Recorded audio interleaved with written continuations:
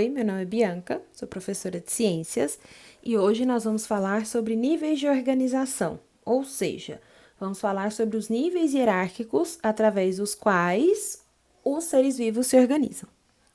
O primeiro nível de organização é a célula. Nós já estudamos anteriormente que as células são os menores componentes de todos os seres vivos e elas são consideradas as unidades estruturais, porque compõem os seres vivos, e as unidades funcionais, porque realizam todas as funções que eles necessitam para sobreviver. Quando as células de função semelhante, atuação semelhante, se agrupam em um organismo pluricelular, elas formam tecidos, que contam com a atuação integrada dessas células semelhantes e que vão desempenhar uma função muito específica.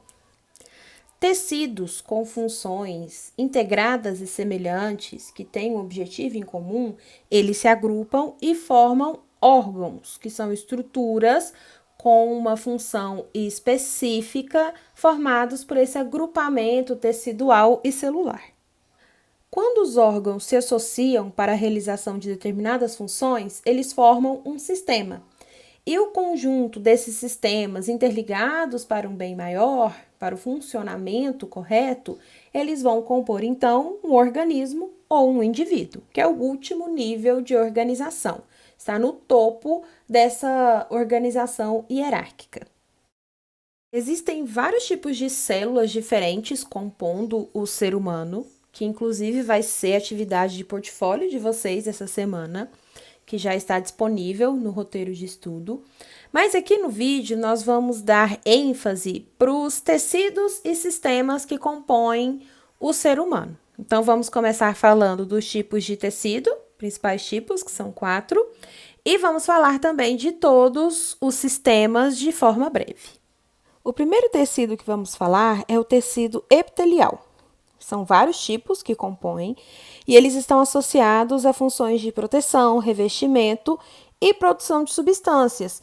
Por isso, as glândulas salivares, sudoríparas, mamárias, elas são compostas por tecidos epiteliais, porque elas produzem substâncias importantes. Os tecidos epiteliais estão revestindo praticamente toda a parte externa do nosso corpo, compondo a pele, que é essa imagem que vocês estão vendo aí, mas eles também revestem a parte interna de muitos dos nossos órgãos, como pulmões, intestino, coração e estômago. O tecido conjuntivo, ele tem funções bastante variadas, como distribuição de substâncias, preenchimento, sustentação e proteção.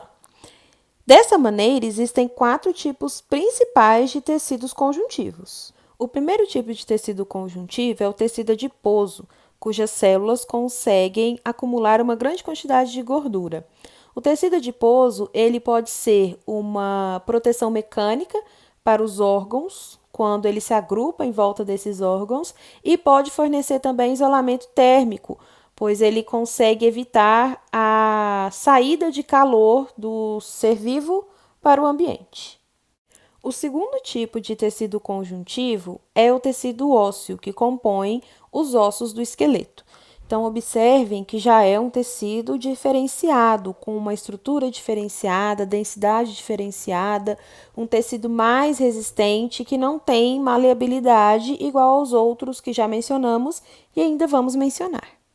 O terceiro tipo de tecido conjuntivo é o tecido cartilaginoso, que é um tecido mais maleável, e ele está presente nas nossas orelhas, no nariz, na traqueia e no encontro de ossos, como vocês podem ver nessa imagem. Então, nós temos esse tecido cartilaginoso também na coluna vertebral e nas articulações, como essa do joelho aí. Então, o tecido cartilaginoso evita nessas articulações, esse encontro de ossos, que um osso fique esbarrando no outro, o que pode levar a dores e mau funcionamento dessas articulações.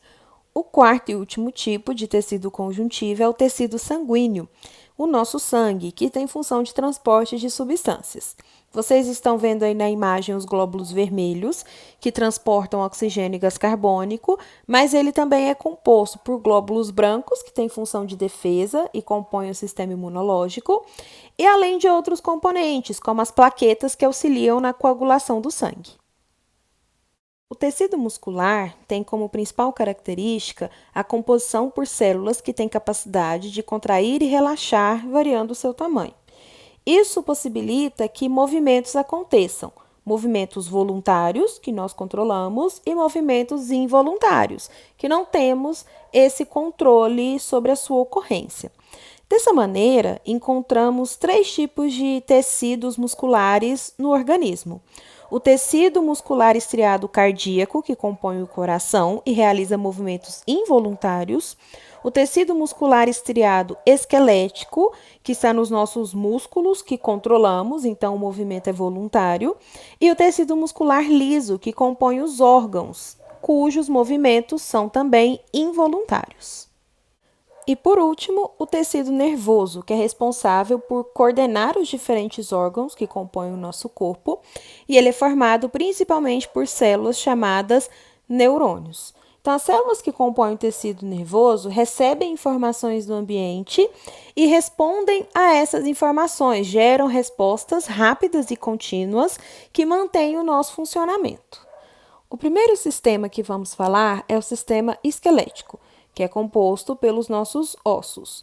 Então, a função desse sistema é sustentar e proteger o corpo, além de funcionar como um sistema de alavancas que permite a nossa movimentação com o auxílio dos músculos. O sistema circulatório, que é o conjunto de veias e artérias do nosso corpo, além da bomba propulsora, que é o coração, transporta substâncias pelo corpo e, além disso, permite a atuação do sistema imunológico, que é responsável por defender o nosso organismo contra invasores ou corpos estranhos. O sistema digestivo ou digestório é responsável por receber os alimentos que ingerimos, digeri-los e absorver os nutrientes provenientes desse processo de digestão. O sistema respiratório é responsável pelas trocas gasosas que acontecem entre o sangue e o ar. Então, ele é responsável por absorver oxigênio do ambiente, retirar gás carbônico do sangue e fazer essa troca, jogar o oxigênio na corrente sanguínea, pegar esse gás carbônico que ela traz e liberar no ambiente. O sistema urinário realiza uma filtragem do sangue e, a partir disso, ele consegue separar resíduos que não são interessantes ficarem armazenados no nosso organismo, e aí eles são eliminados na forma de urina. O sistema reprodutor é responsável pela reprodução dos seres humanos. O sistema reprodutor masculino vai produzir espermatozoides, que são as células reprodutivas dos homens, e o sistema reprodutor feminino vai produzir óvulos, que são as células reprodutivas das mulheres. O sistema nervoso, ele é responsável por receber informações e estímulos do ambiente, processar essas informações e gerar respostas a ela. Dessa maneira, controla todo o funcionamento do organismo, incluindo o funcionamento dos outros sistemas que falamos aqui. O sistema muscular é composto pelos músculos e é responsável por todos os nossos movimentos corporais. E para finalizar, temos o sistema endócrino, que tem a função de secretar hormônios que vão coordenar e controlar as funções do nosso corpo. Então, o sistema nervoso, ele coordena o funcionamento e o sistema endócrino, através dos hormônios, ele regula esse funcionamento. Então, finalizamos a nossa aula de hoje e não deixem de assistir o vídeo que está no roteiro de estudo de vocês. Ele é uma viagem por dentro do corpo humano e aborda todos esses sistemas que nós falamos aqui hoje. Então, por hoje é só. Tchau!